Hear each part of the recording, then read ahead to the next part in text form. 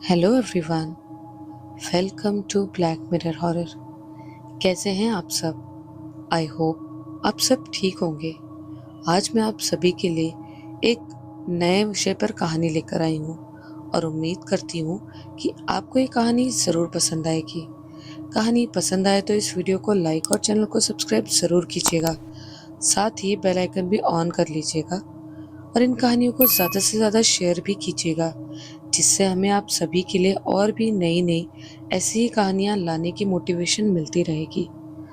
तो चलिए अब सुनते हैं हमारी आज की कहानी। आजमगढ़ जिले के दक्षिणी छोर पर एक छोटा सा गांव बसा है, जहां शाम ढलते ही धूल भरी गलियों पर सन्नाटा उतर आता है और हर घर के सदस्य अंधेरे से जूझते रहते हैं। बाहर से सब कुछ शांत लगता है, पर इस शांति के भीतर अनकहे भाव और दबे हुए मनोविकार धीरे धीरे आकार लेते रहते हैं। इसी गांव की एक सकरी गली में दो घर आगे पीछे सटे हुए थे। एक पक्का व्यवस्थित और समृद्ध घर और छत पर लगी नई पानी की टंकी और आंगन में तुलसी का चौरा। ये घर सेजल का था। दूसरा पुराना कच्ची दीवारों वाला और समय की मार से थका हुआ घर। दीवारों में जगह जगह दरारें थी, छप्पर बरसात में टपकता था और आंगन की मिट्टी हमेशा गीली सी प्रतीत होती थी। जहां हैंडपंप का पानी बाहर जाने की भी जगह नहीं थी, प्रांगण में ही कीचड़ हो जाता था। ये घर रश्मि नाम की औरत का था। दोनों घर आपस में चिपके हुए थे, पर उनके बीच की दूरी केवल दीवारों की नहीं, विचारों और ईर्ष्या की भी थी। वैसे सेजल और रश्मि दोनों रिश्ते में जेठानी देवरानी थी, पर उनके बीच जो संबंध था वो केवल सामाजिक परिभाषा तक ही सीमित था, पर मन के भीतर काफी खटास थी। सेजल का पति दयाराम गांव में अनाज और किराने का बड़ा व्यापारी था। उसका नाम धीरे धीरे प्रतिष्ठा बन चुका था। घर में धन था, स्थिरता थी और सबसे बढ़कर एक संतुलित जीवन की लय थी। वहीं रश्मि का पति कुछ वर्षों पहले अचानक चल बसा था। उसके पति की मृत्यु का कारण आकस्मिक हार्ट अटैक था। इसलिए रश्मि और उसका बेटा आकाश रहते थे। आकाश, जो गांव में ही दवाई की दुकान पर काम करता था, वहीं घर को चलाने वाला एकमात्र सहारा था। रश्मि के भीतर जो खालीपन पति के जाने से बना था, वो शोक से अधिक अपमान से भरा था।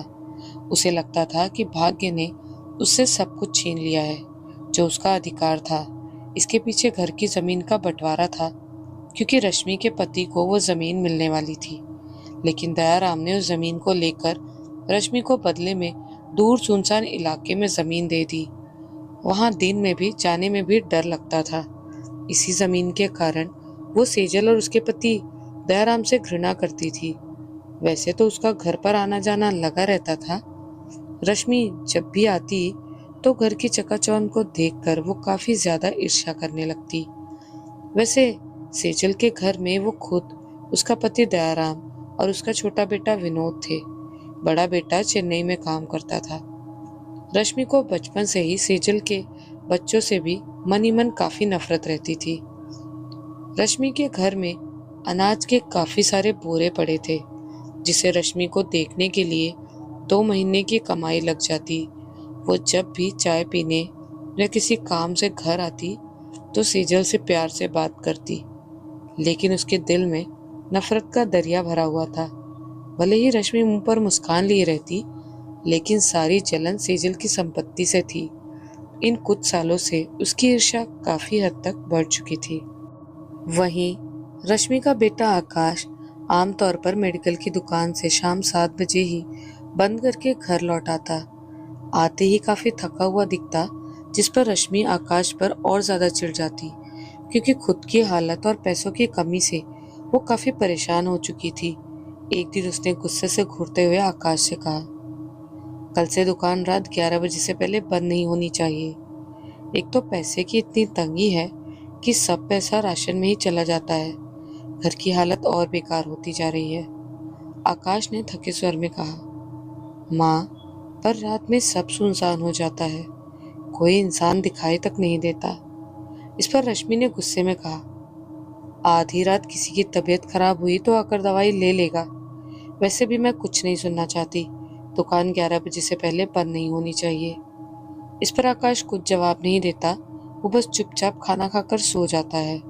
लेकिन रश्मि के पास अभी भी पैसों का अभाव था। वहीं सेजल के घर में काफी कमाई हो रही थी। उसके पति दयाराम का व्यापार काफी अच्छा चल रहा था। इसी जलन में आकर रश्मि अपनी जलन को अंजाम देने के लिए आधी रात के समय उठी। गांव में पूरी तरह से शांति पसरी हुई थी। बाहर दूर खंबे पर एक लाइट जल रही थी। उसी का उजाला रश्मि के प्रांगण में फैल रहा था।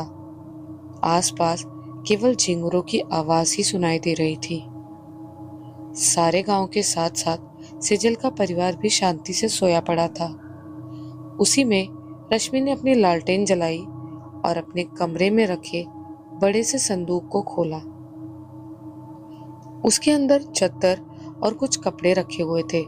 उसके भीतर एक छोटा काला झोला रखा था जिसमें कुछ सामान रखा होगा। रश्मि ने उस झोले में हाथ डाला और एक पीतल की कटोरी, थोड़ी सी राई, लाल धागा और एक मुट्ठी कुमकुम, साथ ही वो सेजल के आंगन की मिट्टी लेकर आई और अपने घर में आकर जमीन पर बैठ गई। उसने काले कपड़े पर थोड़ी सी राई और कुमकुम को मिलाया, फिर उसमें काला तिल डाला, साथ ही सेजल के प्रांगण की मिट्टी मिलाई। ये सब करते हुए उसकी आंखों में जलन की भावना साफ दिख रही थी। कुछ अजीब से पक्षी की सूखी हड्डियों में उसे बांधते वक्त उसने धीमे स्वर में मंत्र उच्चारित करना शुरू किया। शब्द स्पष्ट नहीं थे, पर उसमें एक लय थी। रात की हवा अचानक स्थिर हो गई। रश्मि ने टोटका करके सेजल के प्रांगण के उस हिस्से में फेंक दिया जहां पर जल्दी कोई जाता नहीं। लौटते समय उसने पीछे पलटकर नहीं देखा। उसके होठों पर एक अजीब मुस्कान उभरी, न संतोष की न खुशी की, बल्कि उस प्रकार की जो किसी गुप्त निर्णय के पूर्ण हो जाने पर आती है। रश्मि उसके बाद सब कुछ समेट कर संदूक में डाली और सो गई। अगली सुबह सेजल के घर में सब कुछ सामान्य था। उसका पति दयाराम रोज की तरह दुकान पर गया। दोपहर तक सब ठीक रहा, पर शाम ढलते ढलते उसे हल्का चक्कर आने लगा। उसने सोचा थकान होगी, पर जब वो एक बोरी को उठाने के लिए झुका तो उसकी आंखों के सामने अंधेरा छा गया और वो वहीं बेहोश होकर जमीन पर गिर पड़ा। उसका बेटा तुरंत दौड़ता हुआ आया और दयाराम को संभालने लगा। उसके बाद सीधा डॉक्टर को दिखाने ले गया। दयाराम को तो होश आया, लेकिन उसका शरीर में कंपन हो रही थी। डॉक्टर ने कई सारे जांच करने के बाद कहा, इनको अचानक से हाई ब्लड प्रेशर आया है। इन्हें आराम करना बेहद ज़रूरी है। इसके साथ ही डॉक्टर ने कुछ दवाइयाँ दी जिसे समय पर लेना अनिवार्य था। किसी दिन दवाई देना मत भूलना, वरना हालत बिगड़ सकती है। अगले 3 दिनों में दयाराम का चेहरा पीला पड़ने लगा। आंखों के नीचे गहरे धब्बे उतर आए। दवाई देने के बाद भी दयाराम के अंदर कोई सुधार नहीं दिख रहा था। वो बिस्तर से उठकर ठीक से खड़े तक नहीं हो पा रहा था। सेजल अपने पति के बारे में सोच सोचकर काफी ज्यादा चिंतित रहने लगी थी, क्योंकि सब कुछ ठीक चल रहा था, लेकिन अचानक ऐसी दुविधा ने उसे अंदर तक झकझोर दिया था। ऊपर से इतनी महंगी दवाई थी, उन्हें शहर से लाना काफी मुश्किल भी हो रहा था। सेजल को कुछ समझ नहीं आ रहा था। तभी उसे याद आया, रश्मि का बेटा आकाश मेडिकल पर काम करता है। वो शहर से महंगी दवाइयाँ आसानी से मंगवा सकता है। सेजल उसी वक्त रश्मि के घर गई। सेजल को अपने द्वार पर आया देख रश्मि काफी ज्यादा दंग रह गई। दरवाजा खोलने के ही उसके चेहरे पर चिंता उभर आई। रश्मि ने अपने स्वर को कोमल करते हुए कहा, दीदी, आप यहाँ पर? कोई बात है तो मुझे खिड़की से आवाज दे देती, मैं तुरंत चली आती। सेजल ने अपने भावुक स्वर में कहा। उनकी तबीयत ठीक नहीं रहती। 3 दिन पहले ही डॉक्टर को दिखाया था। रश्मि ने झूठी हैरानी दिखाते हुए सवाल किया, अरे दीदी, ऐसा क्या हो गया भैया को?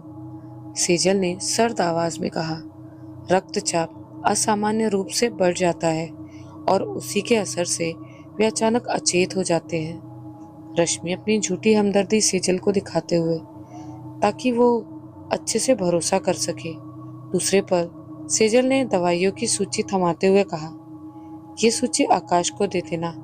अगर वो शहर से दवाई लाकर हमें दे तो अच्छा होता। रश्मि ने जैसे ही कागज पढ़ा, उसकी आंखों में एक क्षण के लिए कुछ चमका, पर उसने तुरंत सिर झुका लिया। रश्मि अपनी आवाज को नर्म करते हुए कहे, मंगवा देंगे, मैं आकाश से कह दूंगी, वो कल ही ले आएगा। दवाई काफी महंगी मिली, जिसका भुगतान सेजल ने बिना कुछ कहे कर दिया, और ये क्रम हर सप्ताह दोहराया जाने लगा। दयाराम की हालत सुधरने की बजाय और बिगड़ने लगी। कभी तेज बुखार, कभी अकारण उलझन, कभी रात में किसी अनजाने भय से कांप उठना। अब धीरे धीरे रश्मि के घर में पैसे आने लगे थे। धीरे धीरे उसके घर की दीवारों पर मिट्टी की जगह सीमेंट और नया प्लास्टर चढ़ने लगा। छप्पर की जगह टीन की चादर लग गई। आंगन में ईंटें बिछ गई। गांव में आसपास के लोगों का ध्यान रश्मि के घर पर था। पड़ोस के किसी दूसरी महिला ने रश्मि से पूछा, अचानक इतना पैसा? रश्मि मुस्कुरा दी, ये तो भगवान की कृपा है। पर उसकी आंखों के भीतर जो संतोष था, वो सिर्फ और सिर्फ छल व लालच से भरा हुआ था। दयाराम की बीमारी अब भी किसी तरह का उसमें कोई सुधार नहीं आने लगा। हर दिन पर दिन हालात गंभीर होते गए। दयाराम के शरीर की कमजोरी और चलने में असमर्थ वो होने लगा। घर में अजीब सी चुप्पी फैलने लगी। काम रुकने लगे और सौदे टूटने लगे। धन की काफी हानि होने लगी। उनकी जमा पूंजी जैसे रेत की तरह फिसलती चली जा रही थी। सेजल समझ नहीं पा रही थी, ये केवल बदकिस्मती थी या किसी टोने या टोटके का असर, लेकिन किसी को रश्मि पर शक नहीं हुआ। वहीं सेजल और रश्मि दोनों के बेटे जवान हो चुके थे। हालांकि रश्मि का बेटा 26 साल का था और सेजल का बेटा 27 साल का था। सेजल अपने बेटे की शादी इसीलिए करना चाहती थी क्योंकि उसके पति की हालत काफी गंभीर रहने लगी थी। वहीं रश्मि भी अपने बेटे की शादी साथ ही करवा देना चाहती थी। वहीं एक दिन पड़ोस के गांव से रश्मि के बेटे के लिए रिश्ता आया। वो लड़की काफी ज्यादा पढ़ी लिखी होने के साथ साथ काफी सुंदर भी थी। देखने में काफी सुशील और संस्कारी भी थी। रश्मि को वो लड़की काफी ज्यादा पसंद आ चुकी थी। मन ही मन रश्मि ने उसे अपनी बहू भी मान लिया था। वो उसी लड़की से शादी करवाना चाहती थी, लेकिन लड़की को अच्छी कमाई वाला लड़का चाहिए था। रश्मि ने रिश्ता पक्का करवाने के लिए झूठ कह दिया कि उसका बेटा शहर के बड़े दवा कंपनी में काम करता है, नियमित कमाई 40,000 है। उसके शब्दों में इतना दृढ़ विश्वास था कि सामने बैठे लोग संशय में नहीं पड़े। दहेज की चर्चा हुई, जिसमें रश्मि ने एक मोटरसाइकिल और 4 लाख नगद रुपए की मांग की, जिस पर लड़की के पिता ने मंजूरी दे दी और उन दोनों की शादी की तारीख भी तय हो चुकी थी। किंतु झूठ अधिक समय तक ना टिकने वाला था। किसी परिचित के माध्यम से रश्मि के बेटे के बारे में सारा सच उजागर हुआ। आकाश केवल गांव की छोटी सी दुकान पर 7,000 के वेतन पर काम करता था। उसके बाद रश्मि के बेटे आकाश का रिश्ता टूट गया, लेकिन रश्मि के इससे ज्यादा गहरा प्रभाव नहीं पड़ा। लेकिन बात तो तब बिगड़ी जब वही रिश्ता सेजल के बेटे विनोद के लिए आया और घर की समृद्धि, परिवार के साख के कारण रिश्ता उसी दिन पक्का भी हो गया। रश्मि को जब ये पता चला तो वो भीतर तक गुस्से से बौखला उठी। उसे सेजल और उसके बेटे से और भी ज्यादा घृणा होने लगी। उसे लगा जैसे भाग्य ने हमेशा की तरह उसके मुंह से निवाला छीनकर सेजल की थाली में रख दिया हो। रश्मि के मन में अब केवल ईर्ष्या नहीं, बल्कि प्रतिशोध की भावना भी उभरने लगी थी। वो सेजल के परिवार का नाश कर देना चाहती थी, जिसके लिए उसने होलिका दहन की रात चुनी, क्योंकि होली को आने में सिर्फ 4 दिन शेष थे। उसने निश्चय किया कि उसी दिन ऐसा तांत्रिक अनुष्ठान करेगी जो सेजल के घर की सुख शांति को तबाह कर देगा। वही गांव में होली की रौनक धीरे धीरे सबके मन में बढ़ने लगी। बच्चे भी होलिका जलाने के लिए जंगल से सूखी टहनियां इकट्ठा करने में जुट गए। गांव की औरतें घरों के सामने गोबर के उपले बनाकर उन्हें सूखने के रख रही थी। ताकि होलिका दहन कर सके। वैसे इस रात सकारात्मक ऊर्जा कम और नकारात्मक ऊर्जा काफी ज्यादा सक्रिय हो जाती है। होलिका दहन वाले दिन रश्मि ने दिन में ही तंत्र विद्या की सारी तैयारी कर ली थी। उसने पूर्व ही सेजल के आंगन की मिट्टी ले चुकी थी। उसने सेजल के घर से उसके और विनोद के बाल भी ले लिए थे। वहीं होलिका वाले दिन रात के समय पूर्ण अंधकार पसरा हुआ था। गांव के अंदर लोग होलिका जलाने की तैयारी करने लगे। रश्मि भी अपनी गुप्त विद्या के अंजाम देने की तैयारी कर रही थी। गांव में ढोल की थाप, बच्चों की हंसी और औरतों के गीत गूंज रहे थे। कुछ ही देर में लोगों ने खुशी खुशी होलिका दहन की और कुछ घंटे बाद जब अग्नि शांत हुई तो सब अपने अपने घर में समा गए। वहीं आधी रात के वक्त जब सब गांव वाले सो गए तब रश्मि अपने पुराने झोले में तांत्रिक अनुष्ठान का सारा सामान लेकर घर से निकल पड़ी। जहां पर होलिका जलाई गई थी वहां से रश्मि ने एक मुट्ठी राख उठाई और सुनसान रास्ते पर निकल गई। ये रास्ता गांव के सूखे पोखर की तरफ जाता था। कुछ देर में ही रश्मि वहां पहुंच गई। अंधेरे में वहां कुछ भी देख पाना काफी कठिन हो सकता था और हो ही रहा था रश्मि के लिए। वो धीरे धीरे पोखर की गहराई में उतरने लगी। काफी समय से इस पोखर के अंदर पानी नहीं भरा था, जिस कारण ये पूरा सूख चुका था। सबसे पहले रश्मि ने उस राख को यंत्र बनाने के लिए एक पूर्ण वृत्त बनाया। फिर उसके भीतर राख से त्रिकोण उकेरा। त्रिकोण के तीनों कोनों पर उसने सरसों के दाने रखे। मध्य में सेजल के आंगन की मिट्टी रखी। इसके बाद रश्मि ने अपने वस्त्रों को उतार दिया और पूर्ण नग्न जमीन पर बैठ गई। झोले को अपने सामने रखा और एक एक कर सामान निकालने लगी। सबसे पहले उसने 8 लौंग निकाली और सावधानी से उन्हें यंत्र के विभिन्न बिंदुओं पर गाड़ दिया, जैसे किसी खास दिशा में स्थिर कर रही हो। फिर झोले से कुमकुम निकाला और उंगलियों से उसे उठाकर यंत्र के चारों ओर एक गहरा लाल घेरा बनाया। वृत्त पूर्ण होते ही उसका रंग राख की पृष्ठभूमि पर लाल दिखाई देने लगा। इसके बाद उसने मुट्ठी भर काले तिल निकाले और यंत्र के अलग अलग घेरे में छितरा दिए। तिल गिरते ही जैसे रेखाएं जीवित हो उठी। त्रिकोण और वृत्त के बीच का स्थान भर गया। उसने झुककर यंत्र के मध्य उंगली से एक अक्षर लिखा, फिर पूरा नाम उकेर दिया, विनोद। नाम स्पष्ट था, मिट्टी पर गहरा। क्षण भर वो स्थिर रही, फिर अपने अंगूठे को थोड़ा सा काट के रक्त की कुछ बूंदें यंत्र के मध्य में टपकाई। रक्त गिरते ही राख का वृत्त क्षण भर के लिए गाढ़ा पड़ गया, मानो नमी सोख कर भारी उठा हो। उसने दोनों हथेलियां त्रिकोण के ऊपर फैलाई, आंखें बंद करते हुए अपने स्वर को धीमा नहीं बल्कि स्थिर और आदेशपूर्ण किया और कहा, जिसका आश उसका विश्वास, जिसकी मिट्टी उसकी श्वास। नाम पुकारू प्राण के साथ, उसकी श्वास बांधू। मंत्र पूरा होते ही उसने अपनी आंखें खोली। तंत्र क्रिया लगभग पूरी हो चुकी थी। अंत में उसने टोटके और यंत्र को मिट्टी के हल्की परत से ढक दिया। लौटते वक्त रश्मि ने अपनी साड़ी नहीं पहनी, क्योंकि इस क्रिया में वहां त्यागी गई वस्तु वापस लाना वर्जित होता है। वो साड़ी को वहीं फेंक कर बिना पीछे देखे घर लौट आ गई। इसके बाद सेजल के घर पर नकारात्मक चीजें सक्रिय हो गई। ये तंत्र क्रिया रश्मि ने विनोद के साथ साथ पूरे घर पर की थी, जिस कारण सेजल के घर में होली के अवसर पर भी रौनक नहीं थी। वहीं कुछ ही दिन में विनोद का रिश्ता भी टूट गया, जिसकी खबर जब रश्मि को लगी तो वो काफी खुश हो चुकी थी। विनोद का स्वास्थ्य भी खराब रहने लगा, साथ ही उसके व्यापार में धन की हानि होने लगी और उस पर कर्ज भी बढ़ने लगा। वहीं सेजल के पति की हालत तो और भी ज्यादा गंभीर हो गई और उसकी सांस फूलने की बीमारी भी हो गई थी। असली सर्वनाश अभी शुरू होना बाकी था। कुछ ही दिनों के भीतर सेजल के पति दयाराम की मौत हो गई। इस मौत से तो सेजल पूरी तरह टूट चुकी थी।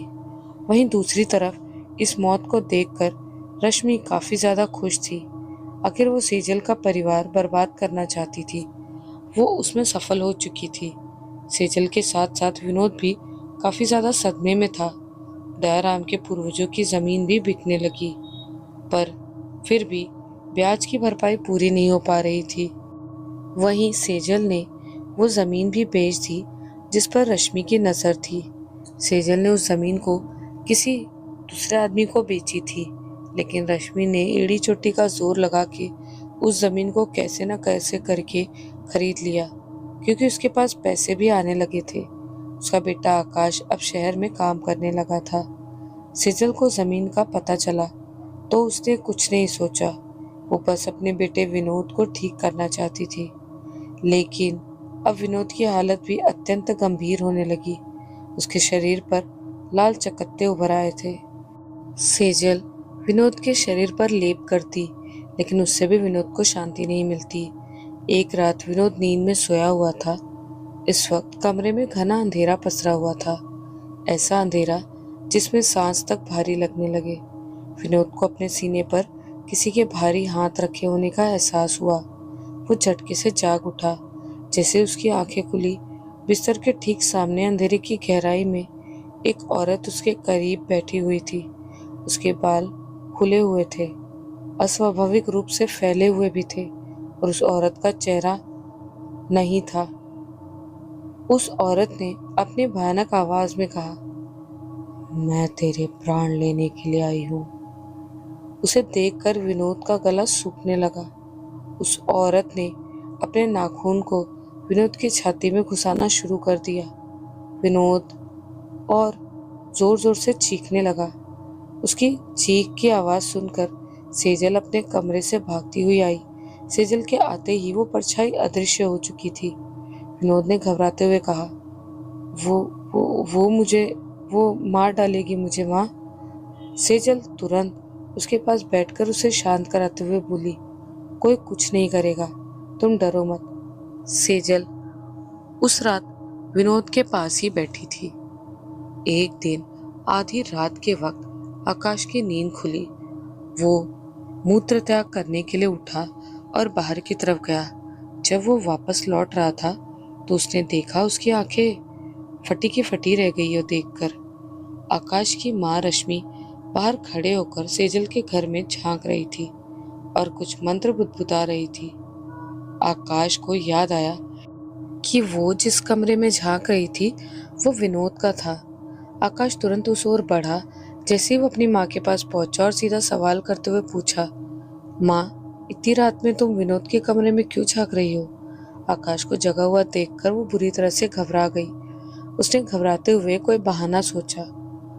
वो विनोद कहरा रहा था, वो बहुत दर्द से करा रहा था, तो मैं देख रही थी कि कहीं उसकी तबीयत ज्यादा तो नहीं खराब हो गई।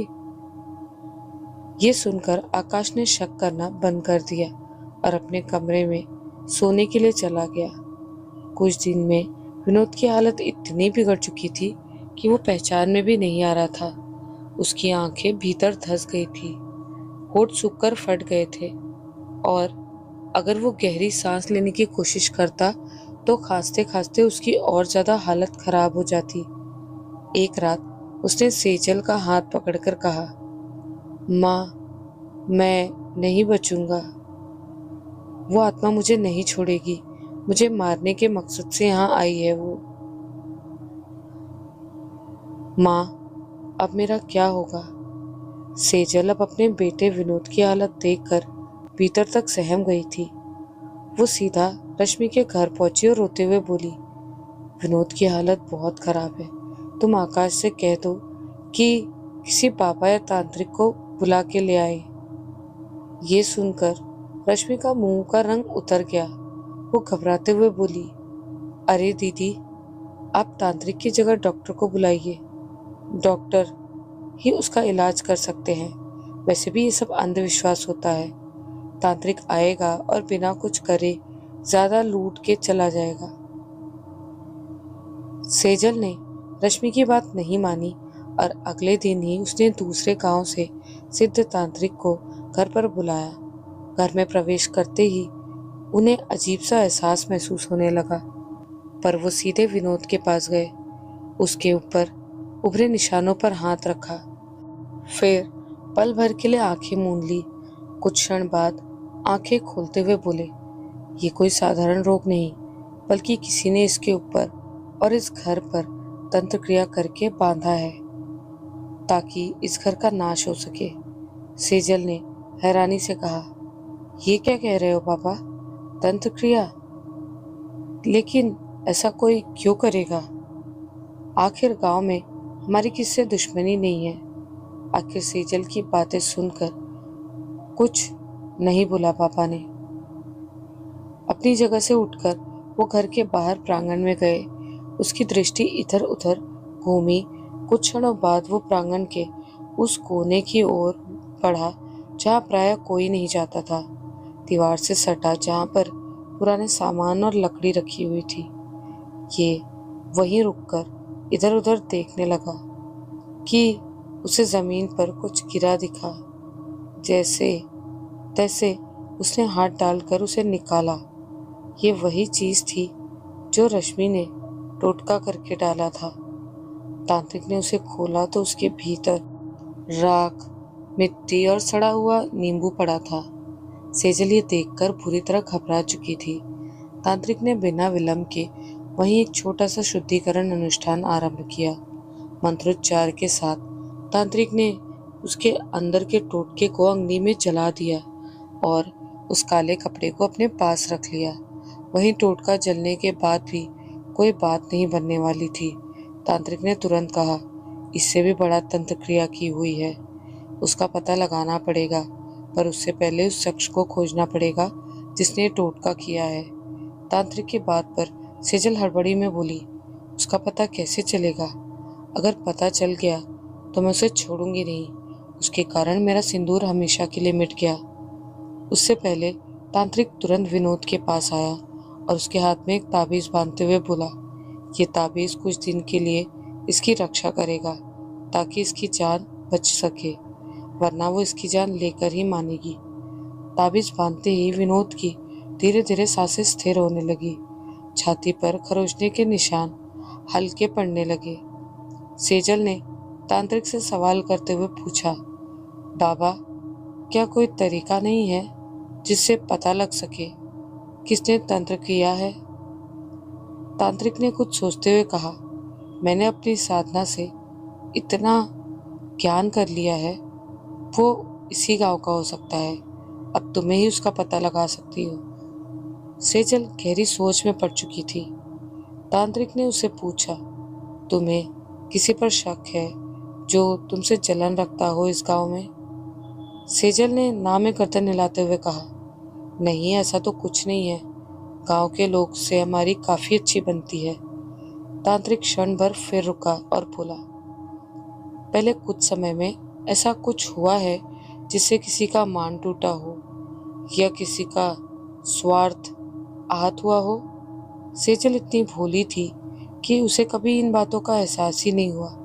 तांत्रिक ने गहरी सांस लेते हुए कहा, अब एक ही रास्ता है उसका पता लगाने के लिए।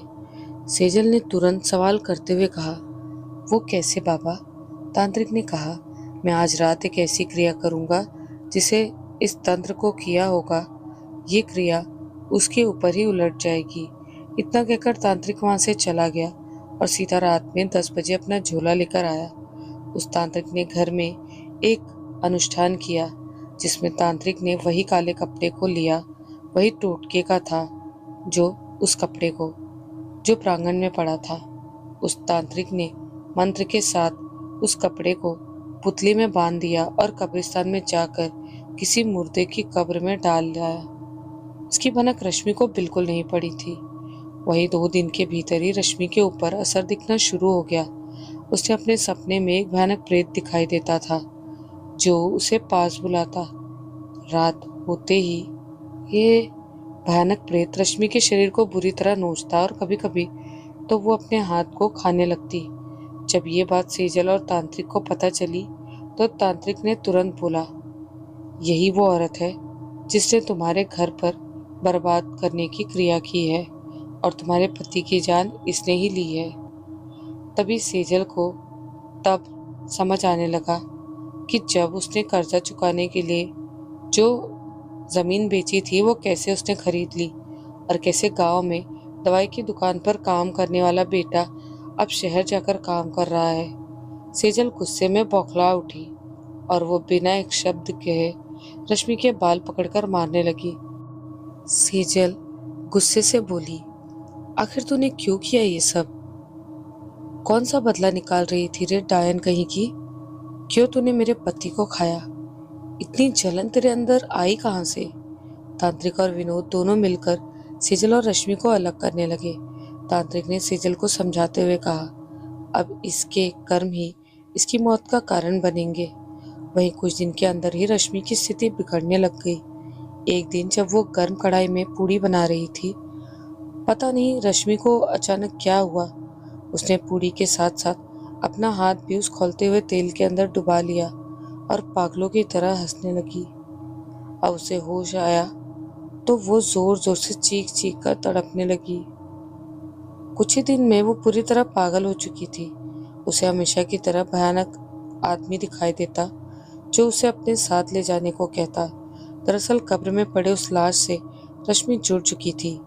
वो पागलों की तरह इधर उधर गांव में भटकती। उसका बेटा जब घर आता तो उसकी माँ की स्थिति को देखते हुए वो उसे कहीं न कहीं से खोज कर लाता और उसे जबरदस्ती खाना खिलाता। रश्मि की उम्र से वो बहुत जल्दी बूढ़ी हो गई। उसके हाथ पाँव में लकवा भी लग चुका था, जिस कारण वो बिस्तर पर पड़ चुकी थी। तब उसे एहसास हो रहा था कि उसके कर्म सही होते तो वो आज ठीक होती। अब सेजल जब भी अपनी देवरानी रश्मि को देखती तो उसके चेहरे पर खुशी पसरी रहती और अपने मन में कहती, तूने जो बोया वही लौट कर तेरे पास आया है, लेकिन ये तेरा अंत नहीं है। तूने अभी और ज्यादा तड़पना है और तू अभी और ज्यादा तड़पेगी। इस तरह से रश्मि ने जो कुछ भी किया, जो भी तंत्र क्रिया और जादू टोना किया किसी और को बर्बाद करने के लिए, वो लौटकर उसी के पास आया जिसकी वजह से वो खुद उन चीज़ों से सफ़र कर रही है। तो अपने फ़ायदे के लिए या दूसरों के जलन से आपको कभी ऐसा कदम नहीं उठाना चाहिए कि जिससे वही कर्म लौटकर आपके पास आए और तकलीफ दे आपको। इसी के साथ हमारी ये कहानी यहीं पर ख़त्म होती है। मुझे उम्मीद है कि आपको ये कहानी ज़रूर पसंद आई होगी। अगर आपको कहानी पसंद आई हो तो कमेंट्स में ज़रूर बताएं और वीडियो को लाइक और शेयर और सब्सक्राइब ज़रूर करें। बाकी मैं जल्द ही आप सभी से मिलती हूँ एक और नई डरावनी कहानी के साथ। तब तक के लिए बाय एंड टेक केयर।